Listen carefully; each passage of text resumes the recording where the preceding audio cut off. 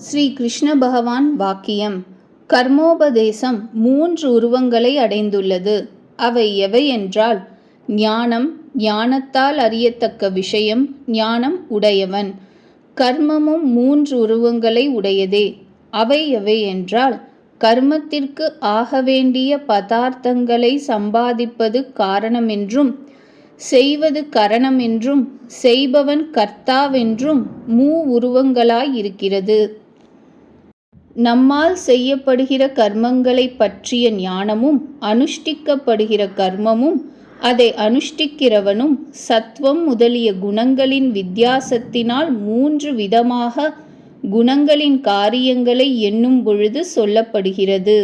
அந்த குணங்களினால் வெவ்வேறான ஞானம் முதலியவைகளை உள்ளபடியே கேள். பிராமணன் என்றும், க்ஷத்ரியன் என்றும், பிரம்மச்சாரி என்றும், கிரகஸ்தன் என்றும் இவ்வாறு நானாவிதமாய் பிரிக்கப்பட்டு கர்மாதிகாரிகளாயிருக்கின்ற சகல பூதங்களிலும் ஆத்மாவென்னும் பாவ பதார்த்தம் பிராம்ணாதி பேதங்களுக்குத் தக்கபடி பிரிக்கப்படாமல் ஞானமே வடிவாயும் அறிவற்றதாயும் பலனை பெறுவதற்குத் தகாததாயும் இருக்கிறதென்று எந்த ஞானமானால் கர்மம் செய்யும் பொழுதே அறியுமோ அது சாத்வீக ஞானம் எனப்படும். பிராமணன் முதலான சகல பூதங்களும் பிரம்மனாதி பேதங்களாலே பிரிக்கப்பட்டிருப்பது போல அவற்றிலுள்ள ஆத்மாக்களும் வெவ்வேறாக பிரிக்கப்பட்டு பலனை அனுபவிப்பதற்கு யோக்கியங்களாக இருப்பவனாக எந்த ஞானமானால் கர்மானுஷ்ட வேளையில் அறியுமோ அந்த ஞானம் ராஜச ஞானம் எனப்படும். எந்த ஞானமானால் மிகவும் அற்ப பலன்களை தரவல்ல பிரேதம், பூதம் முதலியவைகளை ஆராதிப்பதற்காக செய்யும் கர்மத்தை நம்பிக்கொண்டு இதுவே சகல பலன்களையும் கொடுக்கும் என்று பற்றி கிடக்குமோ அந்த பொய்யறிவை தாமச ஞானம் என்பர் பெரியோர். அர்ஜுனா, தன் வர்ணாசிரமங்களுக்கு தக்கபடி நான் செய்தேன் என்கின்ற அபிமானம் இல்லாமலும், தனக்கு கீர்த்தி உண்டாக வேண்டும் என்கின்ற ஆசையாலாவது, பிறருக்குண்டான கீர்த்தியில் துவேஷத்தாலாவது செய்யப்படாமலும், இது பலாபேட்சையின்றி செய்ய வேண்டுவதென்றே செய்யப்படும் கர்மம் சாத்வீகம் எனப்படும். எந்த கர்மமானால் பலத்தை அடைய வேண்டும் என்று அகங்காரத்தோடு கூடி நான் செய்கின்றேன் என்கின்ற அபிமானத்தோடு மிகவும் சிரமப்பட்டு செய்யப்படுமோ அது ராஜசம். என்றால் வெகு கஷ்டமாயிருக்கிற இந்த வேலை என்னால் செய்யப்படுகிறது என்கின்ற அபிமானத்தோடு செய்யப்படும் கர்மம் ராஜசம் எனப்படும்.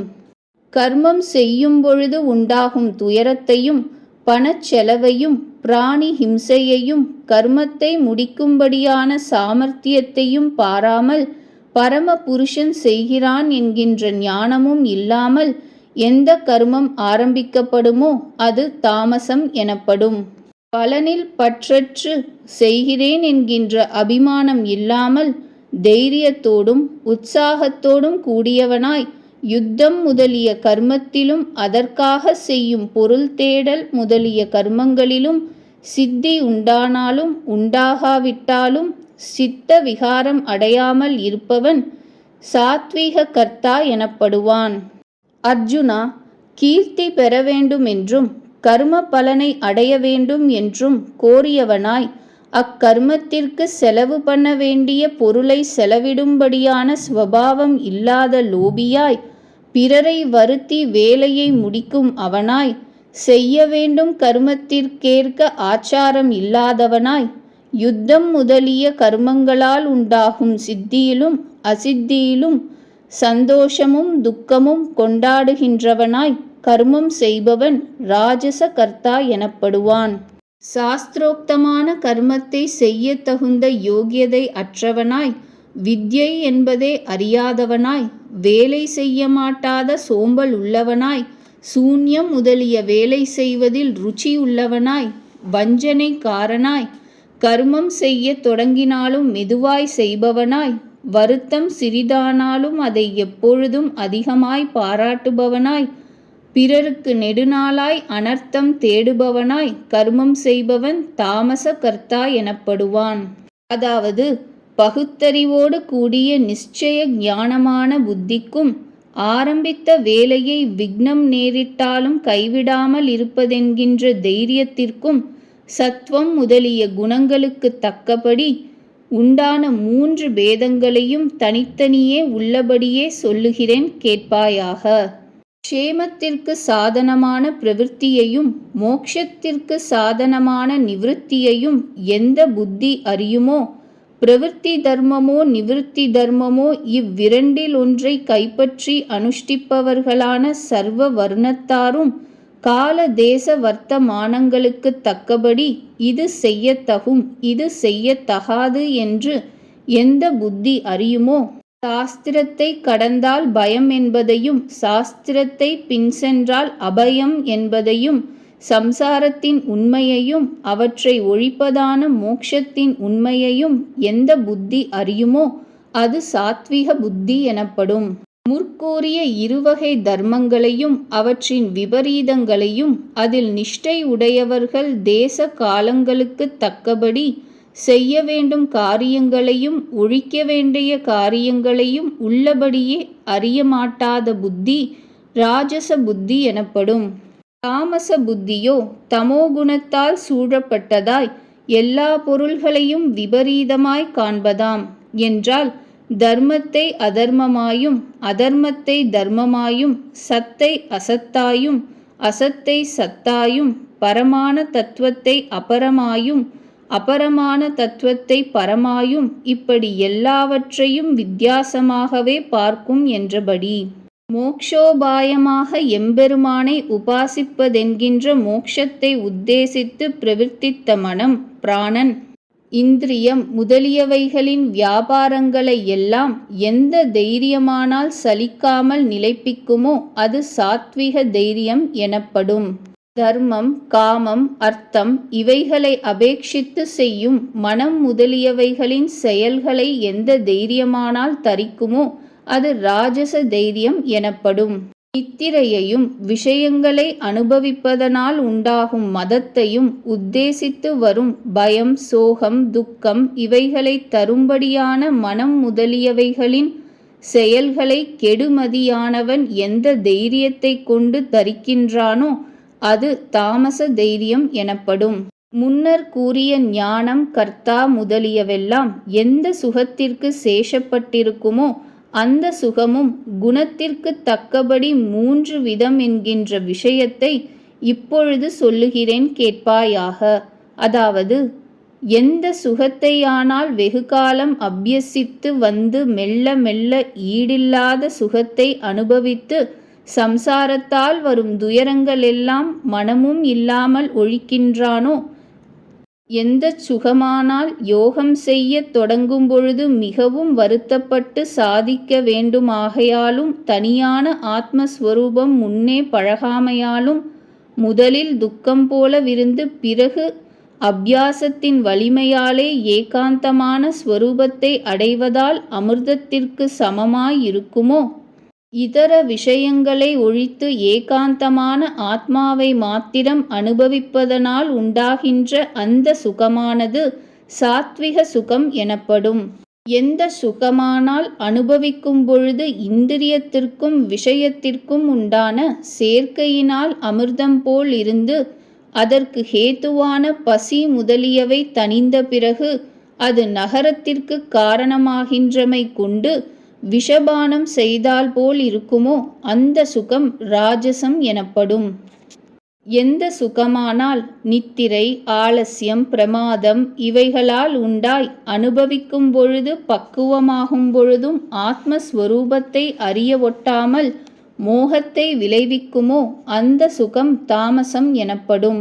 உட்குறிப்பு: நித்திரையாவது அனுபவிக்கின்ற காலத்தில் கூட விஷயத்தை தெளிவாய் அறிய ஒட்டாமல் செய்கிறதென்கின்ற அதன் மோகன சாமர்த்தியம் யாவராலும் கண்டு அறியப்படும்.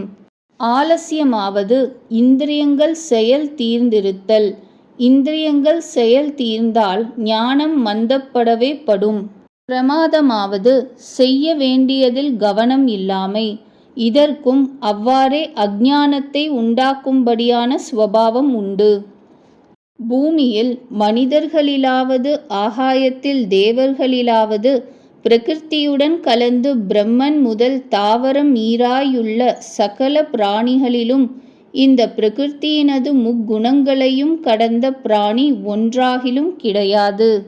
ஹே பரந்தப, பிரம்ம க்ஷத்ரிய வைசிய சூத்ரர்கள் நால்வருக்கும் தங்கள் தங்கள் பழைய வினையின்படி ஸ்வபாவமாயுண்டான சத்வம் முதலிய குணங்களுக்கு தக்கபடி செய்ய வேண்டும் கர்மங்களும் விருத்திகளும் இவையென்று சாஸ்திரங்கள் பிரித்தோதுகின்றன. இதில் ஸ்வபாவம் என்றது பிராமணனுக்கு ஸ்வபாவத்தினால் உண்டானது. ரஜஸையும் தமஸையும் அடக்கி தலையெடுத்திருக்கும் சத்வகுணம். க்ஷத்ரியனுக்கு ஸ்வபாவத்தால் உண்டானது தமஸையும் சத்வத்தையும் அடக்கி தலையெடுத்திருக்கும் ரஜோகுணம். வைசியனுக்கு ஸ்வபாவத்தால் உண்டானது சத்வத்தையும் ரஜஸையும் அடக்கி கொஞ்சம் தலையெடுத்திருக்கும் தமோகுணம். சூத்திரனுக்கு ஸ்வபாவத்தால் உண்டானது ரஜஸையும் சத்வத்தையும் அடக்கி மிகவும் தலையெடுத்திருக்கும் தமோகுணம். அர்ஜுனா, புறக்கரணங்களை அடக்குவதென்கின்ற சமம், அந்தக்கரணங்களை அடக்குவதென்கின்ற தமம், போகத்தை அடக்கும்படி சாஸ்திரத்தில் ஏற்பட்ட காய கிளேசம் எனும் தவம், சாஸ்திரோக்தமான கர்மத்தை செய்யும்படியான யோக்கியதை என்கின்ற சௌச்சம், பிறரால் தான் பீடிக்கப்பட்டாலும் சித்த விகாரம் அடையாமல் இருத்தல் என்கின்ற சாந்தி, பிறர் விஷயத்தில் மனதில் நினைத்தபடியே வெளியிலும் நடக்கை என்கின்ற ஆர்ஜவம், பரதத்துவத்தையும் அபரதத்துவத்தையும் பகுத்தறியும் அறிவான ஞானம், பரதத்துவத்திற்கே உரியவைகளான விஷயங்களை அறிவதென்கின்ற விஞ்ஞானம், வேதத்தில் கூறிய அர்த்தமெல்லாம் சத்தியம் என்கின்ற உத்தம நிச்சயமான ஆஸ்திக்யம் ஆகிய இவை யாவும் பிராமணனுக்கு ஸ்வபாவமாய் உண்டான கர்மங்களாய் இருக்கின்றன. ஆஸ்திக்யமாவது புருஷோத்தமனாய் இருக்கின்ற பகவானான வாசுதேவனே பரபிரம்மம் என்னும் சொல்லுக்கு பொருளாய் சகல தோஷங்களும் அற்று ஸ்வபாவ சித்தங்களாய் அளவில்லாத அதிசயம் பொருந்தியவைகளாயுள்ள ஞானம் சக்தி முதலிய எண்ணிறந்த கல்யாண தொகை உடையனாய் சகல வேதாந்தங்களாலும் அறியப்படுவனாய் எழுந்தருளி இருக்கிறான். அவனே சகல ஜகத்திற்கும் முக்கிய காரணம், சகல ஜகத்திற்கும் ஆதாரம், சகலத்தையும் அவனே ஏவுகிறான். வைதிகமான சகல கர்மமும் அவனுடைய ஆராதனம். அவனே அந்த கர்மங்களால் ஆராதிக்கப்பட்டவனாய் கொண்டு தர்மம் அர்த்தம் காமம் மோக்ஷம் என்கின்ற பலன்களை அளிக்கின்றான் என்கின்ற இவ்விஷயம் சத்தியம் என்கின்ற நிச்சயம்தான்.